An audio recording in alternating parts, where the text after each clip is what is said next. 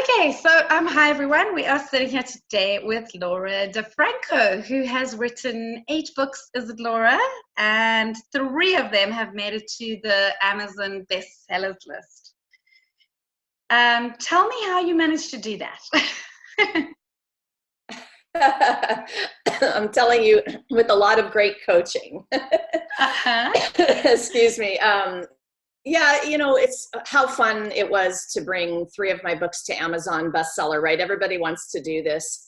And I think, next step will be New York Times bestseller, which is probably everybody's biggest dream. And surrounding myself with people who had done it and getting some really badass coaching. That's how I did it, so you just have to dip yourself in the pool of people who've been there and learn as much as you can. And I wanted to be able to pay that forward as well. So yeah. Now you're one of those badass coaches. Did you hear what I said? Oh, is the internet still dipping up and down? Oh, wait, repeat that. No, repeat that. I said, so you've now become one of those badass coaches teaching people. Exactly. Yay! That's awesome. Exactly. And awesome. That's the energy behind most everything that I do these days. I really enjoy learning and beefing up my skills and my awareness and my tools, because I know that there are other people who who will benefit from that, and I can kind of speed up the journey for them. I'm one of those people who learned everything on my own in the beginning, and that's a hard road, so I love sharing the information. And yes, I'm pretty good at the writing coaching, book coaching thing nowadays. Oh, that's amazing. And who were your coaches? Oh, great question. So, because I practice holistic physical therapy, there's that piece of my life that was that foundational healing piece.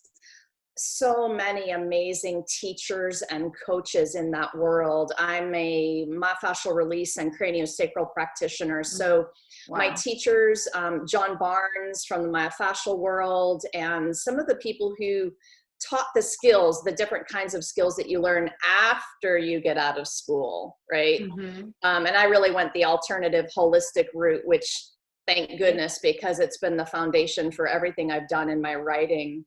But writing coaches have been amazing also. And Laura Munson, who is a New York Times bestselling author, is one of them. She runs a Haven writing retreat in Montana in the US. And John Morrow is one of my blogger coaches. And, multi-million-dollar blogging business. So yeah, thanks for asking. I love that question.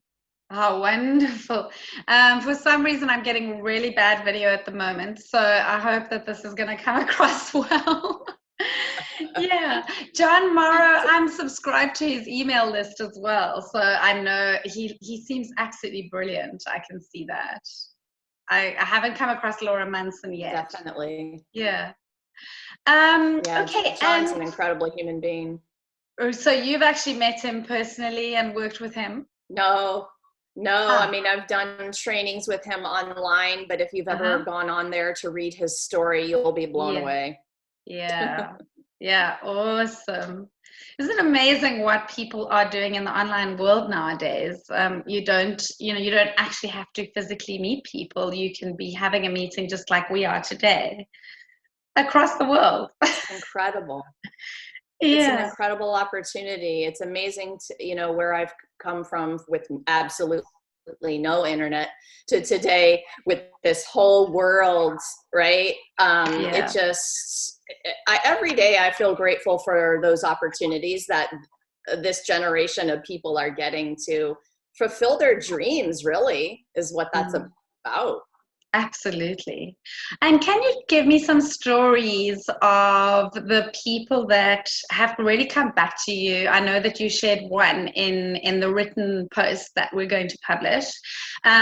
But would you like to share some more stories of people who have really been affected by your work and have come back to you and said how it's changed their lives?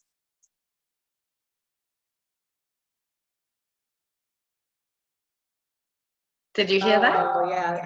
Thanks. Thanks for that question as well.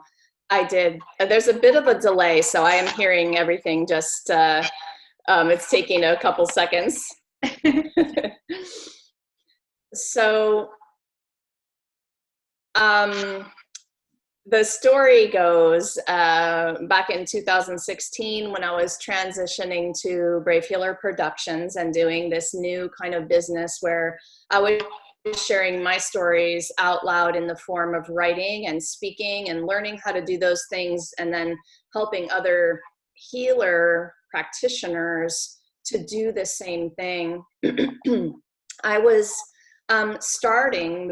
just starting an online course. So it was kind of diving into that world and trying to offer something, like you just said, just to people who couldn't come to Maryland, you know, for something in person. And one day I had a messenger note from a stranger, and it said that, she said, I read what you wrote on your blog and I really loved it, and I've been struggling lately. I was wondering if you would send me a few things to read. And I read this and I thought, whoa, okay, you know, of course. And I dropped a few links for her to read other blogs. I learned that she was a mother of 5, and she had been struggling a little bit with depression.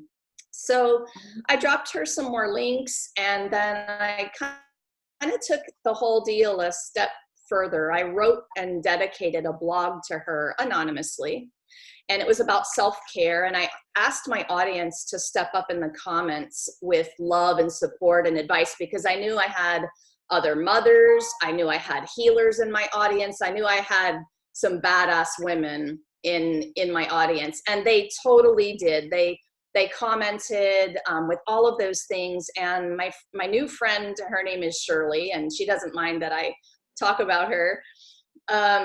She felt hope and connection that she hadn't felt in a while. She came into my world through the course, and I only later learned that she had been planning the suicide note that she'd write to her husband and 5 children. Sure. Shirley went on to write her first 2 blogs for the world to read, one about her story of depression, and the second blog was a call out to other mothers, like, hey, if I can do this, you can do this. You know, all you need to do is reach out. Y'all, if this is the only thing I ever do with my life, it will have been enough, right? Mm-hmm. So what I want everybody to know is that, you know, sometimes you don't know who those people are who are reading and who are following and who are being inspired by your message. I'm so lucky to be able to tell you guys this story. You know, so lucky she was brave enough to reach out. But I'm telling you that woman and that whole idea, your purpose has a face, and we keep looking for our reason for life and the meaning of life and our purpose. We look to topics and causes, but we're forgetting that purpose has a face. And so I wake up every morning totally lit on fire by Miss Shirley and what went down. Wow, that is amazing. And talk to me about Brave Healer. I want to hear a little bit of the story of Brave Healer. So just how that came about. Mm-hmm. Yeah, you know, so why the brave part, right? So I think healers and people who have chosen a path of helping other people feel better, mind, body, soul, these men and women are warriors. They show up in the world, and we have an obligation to go first, to trailblaze the healing journey, because you take somebody in their journey where you've been in your journey. And you have to have a certain amount of courage and vulnerability and warrior in you to pick that whole career in the first place. But to, you know, persist on that path over time, it is not for wimps. And so Brave Healer was born because I was really sort of in the middle of my own journey of taking that action and finding that courage. Yeah. And also, I guess it doesn't hurt that I've spent 12 years in the martial arts. And so Taekwondo, really, that whole journey helped me be brave in lots of different ways I didn't even realize it would. Amazing. And so what was your healing journey then? I've picked up, I may be wrong, but is it because you had a divorce, or did your first husband die? Or what did you go through personally? I did go through a divorce a few years back, but you know, honestly, what the journey has been is a lifelong pursuit to kind of reclaim my worth. And all of the things that happened to me over my lifetime, it's easier now, of course, to look back on the moments, especially the moments that we like to judge as bad, or, you know, or traumatic or whatever. I mean, I can see everything placed perfectly for my own evolution. And that whole, the theme, the running theme, the thread line that moves through my entire life is standing tall inside of my worthiness.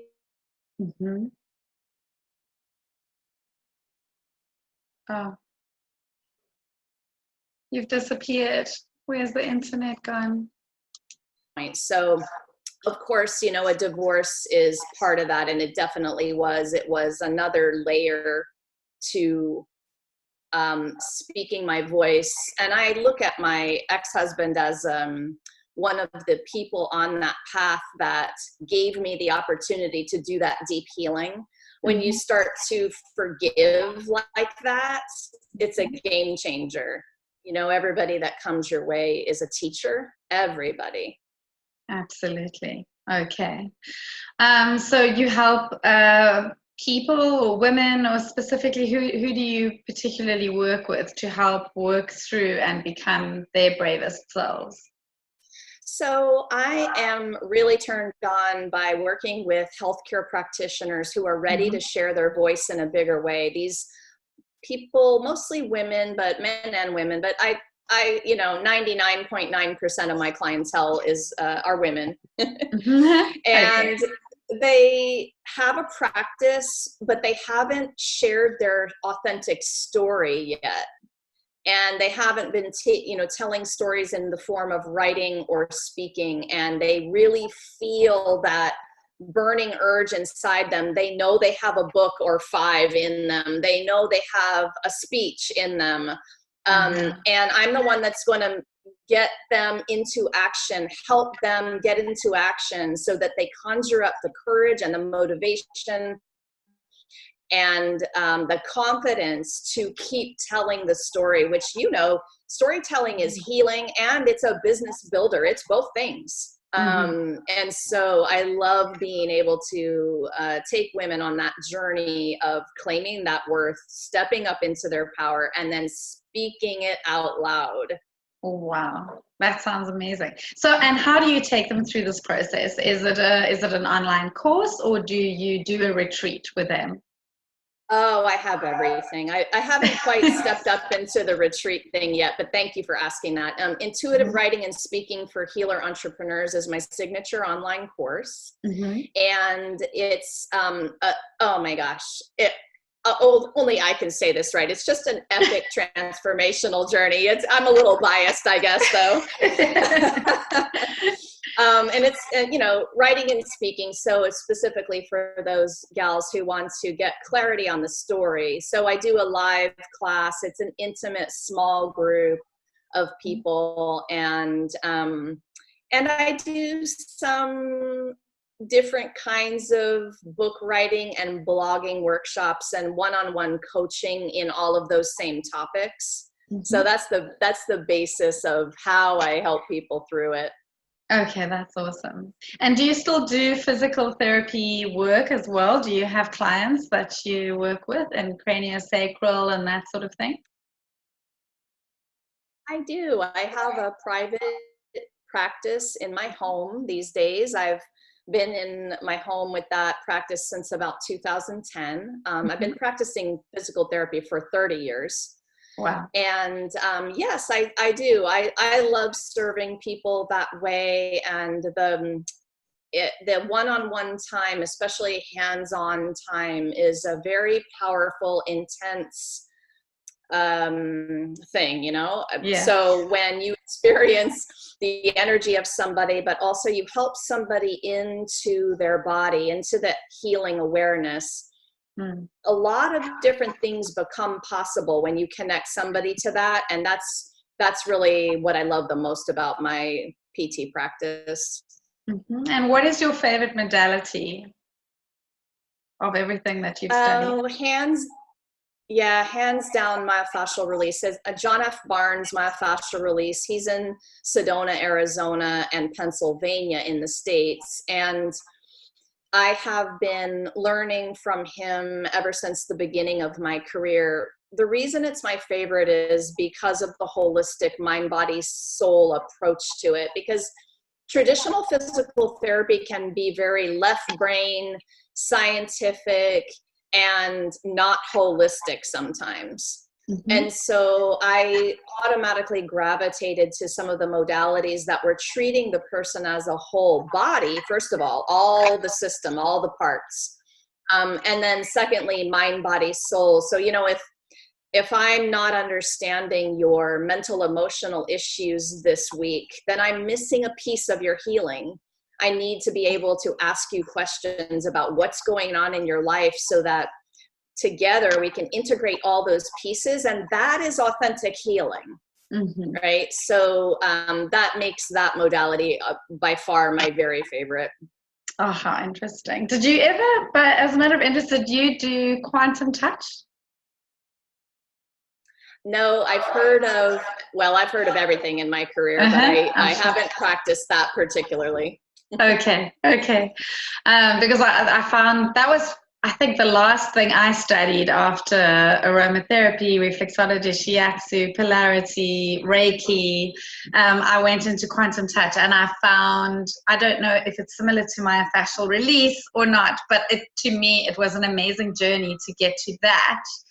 And just discover how simple and easy it is to work with someone just literally by just being there and having your hands wherever there is pain and just moving, you know, following the pain until there is a release. But then after that, actually, I thought that was the last thing, but then I learned emotional freedom technique, and I love EFT. But that I'd rather teach somebody to do it for themselves. And, you know, once they know how to do it, I think it's just an amazing technique to use personally, you know. But I do a lot of that still. I agree with you there. Yeah. So do you use EFT as EFT well? is profound and phenomenal and incredible because Yeah, I love using a combination. We're talking over each other, sorry. Okay, yeah. Okay, no, it's fine. I love using a combination of what Byron Katie taught in the work, so questioning your stressful thoughts and then going into inquiry, and then and then EFT if the emotions come up. It's really amazing. Yeah. What a so I think you're right. Combination. Once a healer, always a healer. But just one of the things that always stayed with me in quantum touch was Richard Gordon said, I cannot heal you any more than I can digest the lunch you just had. So you are your own healer, and the best healers, he says, a healer is someone who was sick and got well, and a great healer is someone who was very sick and got well quickly. So his whole focus, and I've noticed the way you phrase your healing path as well, the way you talk about it. You also talk about facilitating healing or helping people heal their own stuff. And, that is the journey as a healer. We call ourselves healers, but actually we are just helping someone, find their own healing. That's pretty much your belief system as well, isn't it? Definitely. Somebody who's in this role is a facilitator, and they're either a powerful facilitator or they're not so powerful. And I think that power, it lies in your ability to practice your own presence and awareness and being that kind of mind-body witness for the person that's in front of you. And of course, we are guiding with tools, and we're guiding with our hands sometimes, and we're guiding with our dialogue even sometimes. But mostly we're guiding with our awareness and our presence. And it's really, really great to understand that you have all of the healing power you will ever need inside of you. But, if you've lived a life in pain, emotional or physical, sometimes it gets so bad that you just lose sight of that power, and you need a guide to kind of bring you back in and connect with it again. And that's how I look at that. If we think we're fixing people, we are fooling ourselves. Yeah, that's beautifully said. So in terms of your own personal journey then again, what do you have any daily rituals you follow in terms of filling yourself up again, filling your cup? Because healing, even though you understand exactly how healing works, it can still really take it out of you. And how do you fill yourself up again? This is such an important question. And it's going to be the difference between you serving other people from your reserves or serving other people from an overflow, where you've got plenty to be giving out because you're always overflowing with energy and enthusiasm. And, yes, I was sitting here thinking about how I wanted to answer that, because I could easily say to you, well, regular exercise, eating well, I journal every morning, I did, blah, blah, blah. So yes, I do all of those things because I like to keep that piece of me really well. But here's the key: I follow the joy. Wow. And when I decided to do that on a regular basis, no matter what everyone around me was saying, my life got really interesting, and overflow became a reality, because we all love to think about that idea, but then we're like, oh, how do we get there? How do we actually feel that and have that be how we're living every day? And I very happily sit here today to tell you that by following joy every single day in some way, I feel like the energy is limitless. I can give to people all day long and go to bed with a smile on my face, maybe a little tired. That's pretty amazing, I think. Wow. Oh, that is so beautifully said. That's stunning. I think we're going to leave it at that, because that was just amazing. Thank you very, very much for your time, Laura. And it's been amazing to meet you and to hear what you have to say. Is there anything you'd like to close off with? Oh, thank you so much for having me. I guess I would love to say to anyone listening, just remember, you were born so you are worthy. Your message matters. And what if the thing that you're still a little bit afraid to share is exactly the thing somebody needs to hear to either change or even save their life? It's time to be brave, you guys. Wow. Thank you for that. That was absolutely stunning. Thank you, Laura. And thanks for having me. Great conversation. Yeah, and I'd love to get a link to your signature course that we can add to the post, and then we'll pop that so that, yeah, people can also go to your course and get your book and all those amazing things. I'm sure everyone's going to learn more about you. Thank you. I'm just going to stop the recording.